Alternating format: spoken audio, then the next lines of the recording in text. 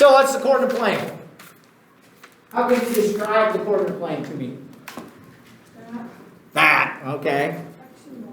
X and Y, okay? So it's the intersection of what are X and Y?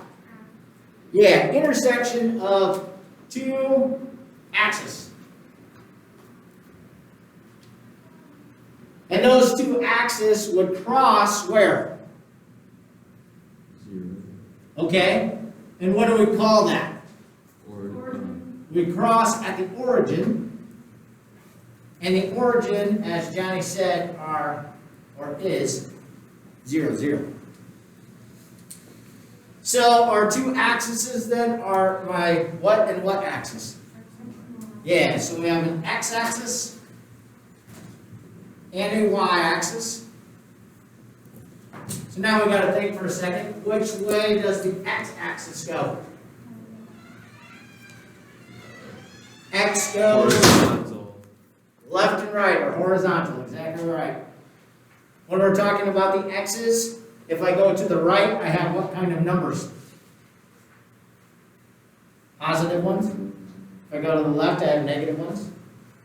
And so then my y-axis has to go up and down. And if I go up, they're what kind of numbers? Positive. And if I go down, we go negative. So as we're doing this now on our coordinate plane, right? That thing over there, she says.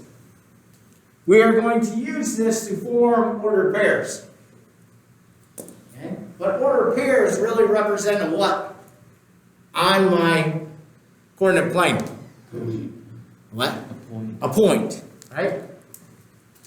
Form ordered pairs shown as a point.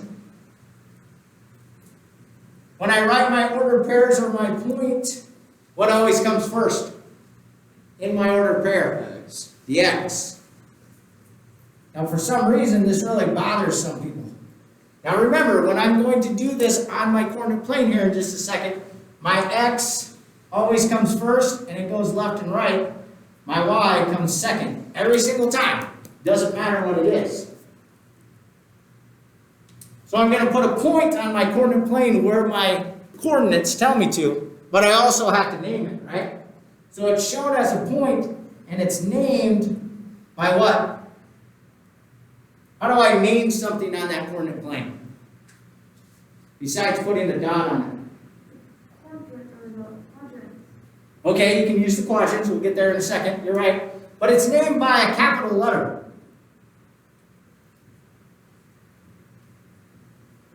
So we would put a dot, and we'd say that it's K. But you got to name it. If you forget to name it, putting that letter on it, you get half wrong. Okay. So as Ms. Schnepp said, as you can see here, this is my coordinate plane. And so we have our axes. The yellow one, again, is the what? The Y. The green one is my x-axis. Okay? And so then she said that it's split into, what did you call them? Quadrants, right? Split into 4 quadrants. I can't say that word today. Now, again, this is something that I'm very picky about. So we're splitting it into 4 quadrants, as you can see up here. But you have to name them using what? What? Numbers. Roman numerals. Roman numerals. Name with Roman numerals. If you do not do this, you miss points. Okay? So when we come back over to our coordinate plane, where do we start with our Roman numerals? Top left. Top Right. right. Excuse me. So this is giant number 1, right? Now, do I go left or do I go down? Left. 2, 3. Those are easy, right? You're just putting basically ones or i's. What's 4 though? VI. I and then V. Why is it IV and not VI? Because VI is 6. Because V really means 5, so we're just saying it's 1 less than 5. That's why we write it that way. Okay? Everybody agree with all that stuff? Remember all that? So then, again, we're looking to put points on this. So if we come and start looking at this, my first point that I want to put up there is 4, 2. And we're going to call it P. So where do I go? Over 4 up 2. Over which way 4? Right. Right? 4 up 2.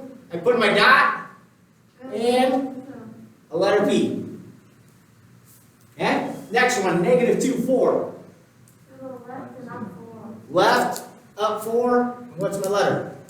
M. M. Okay? So, another thing that we can ask on the quiz or the test, or maybe even in the homework, is what quadrants are those in? I still can't say it. But obviously in these you can see because they're right with it, right? My last example we want to go over to show this one. How do I do negative 1, 0? Stick it. Left one, and it's right on my axis, right? So I still put my dot, I still put my letter. Now, what quadrant is it in? Mr. K, Yes. is Emily's stepmom there? Yes. Can you have her come to the office, please, with her things? Sure. Thank you. So, going back to our example, what quadrant is this in? No quadrant, okay? So, if they ask us to name the quadrant,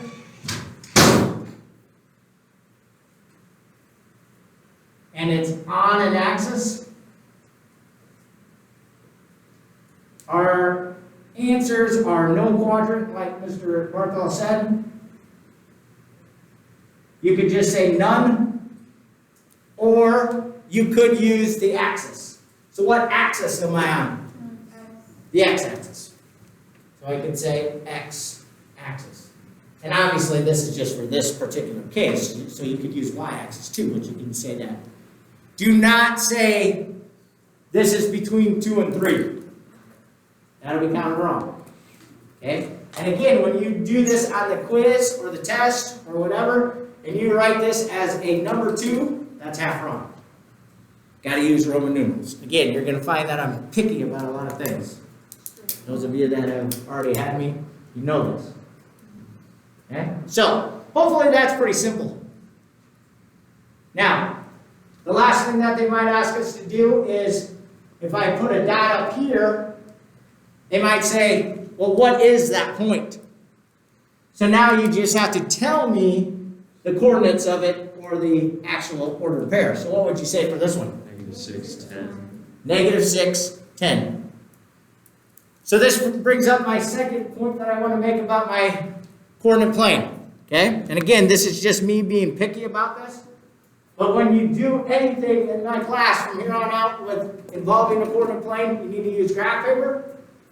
You need to use rulers to make straight lines. Okay? And you have to label or put numbers on your coordinate plane. Okay? You do not have to do all the numbers like I have up there. You don't have to go 1 through 25 steady. You can do it by even numbers, groups of 3, something. But you have to show me that you understand where the positives are and where the negatives are. Okay? Make sense to everybody? So, questions with that? Hopefully that's pretty simple. All right. The second part of today's section is simple probability. What do you think of when you hear simple probability? What's the simplest probability example that you could give us? Huh? 50-50. So we would flip a coin, right? That's simple probability.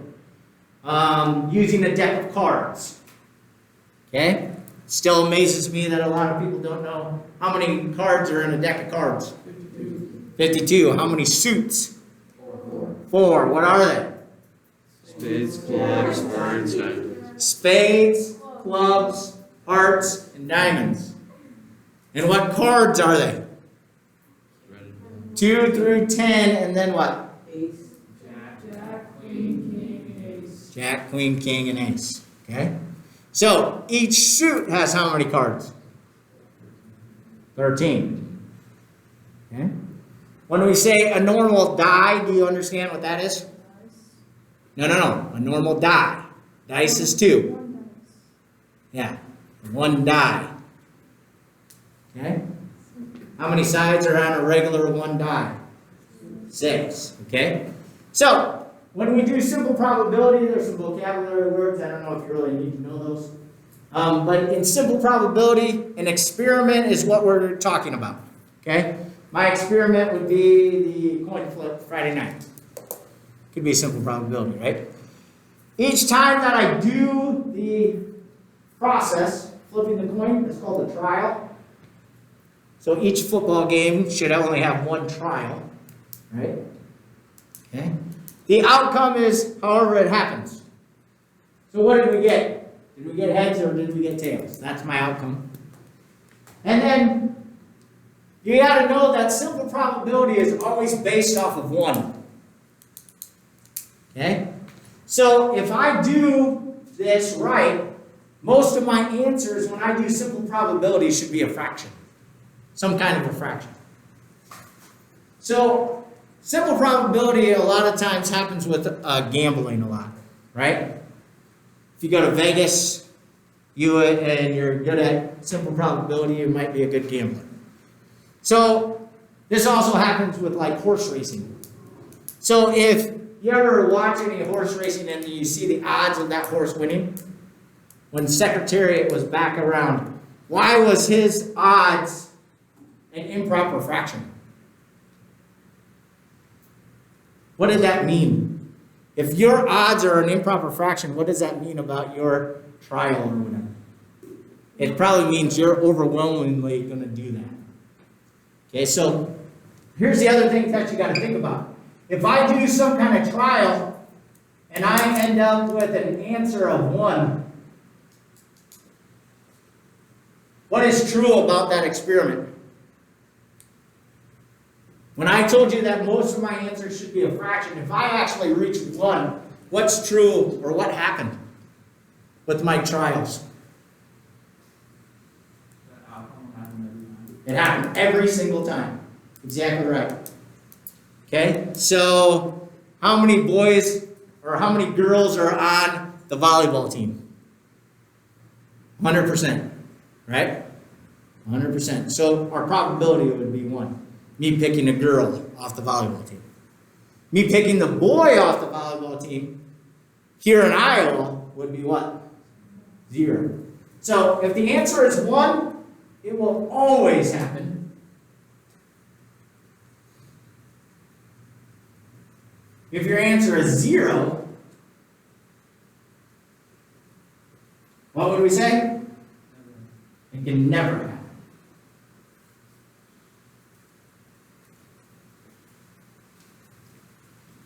So again, my probability that I pick a boy off the volleyball team here at our school is 0. Okay. So what is probability then? We're going to say probability is capital P. And then we're going to have the parentheses right after the capital P. Well, the parentheses is what I'm going to put in there for my trial. What am I trying to do? Okay, so the probability of me getting a 5 on my die. The probability of me getting a queen of hearts out of a deck of cards. That's what I would put inside my parentheses. That's what I'm looking for. And then we're going to make a fraction. The numerator, the number on top, is the number of favorable outcomes.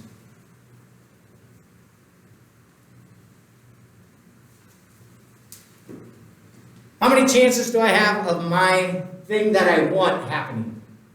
On the bottom, it's the number of possible outcomes. So, for instance now, if we would go back and do the card scenario, my denominator should be the same every single time. Because how many cards are in a deck of cards? 52. So my denominator would always be 52. If I did a die, it would always be 6. If I asked you about a bowl of jelly beans, the first thing that I would have to do is what? Dump them all out and count all my jelly beans that were in my bowl. And then that would be my denominator. That make sense? Okay, so here we go. Let's try it out. Suppose that a die is rolled. So if they say just one die, I already know what my denominator is. It's what? 6, right? What is the probability of rolling a 5? So if we said P of 5 for a regular die, my answer would be what? 1 over 6. That's it. That's all I gotta do.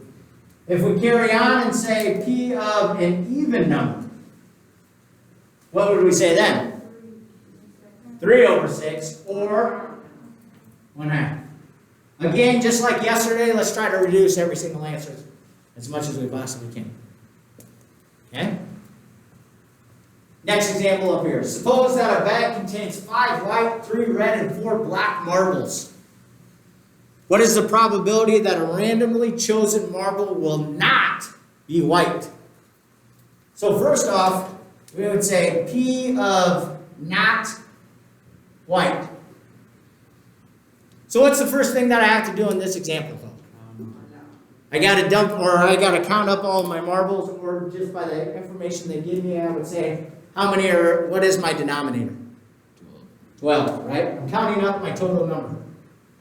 So now, what is the probability of not being white? 7, right? 7 over 12. Can I reduce it? No. So that's my answer. Yeah. So, what's the same set here? What is the probability of me getting a red jelly bean? Huh? 1/4? A red jelly bean. 0, right? I can't get a red jelly bean because there's no jelly beans in it. Alright? So, this whole concept right here is probably something that you've kind of seen before though, right? This would be what I would call the probability that you've talked about. We are now going to classify it as theoretical probability. So when you think about simple probability or the things that you've already talked about, this is theoretical probability.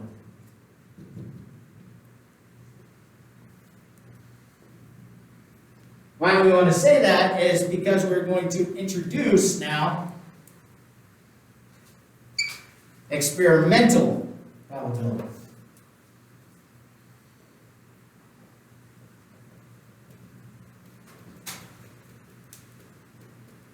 Now, we actually won't use a whole lot of this experimental probability because we're just kind of introducing it to you.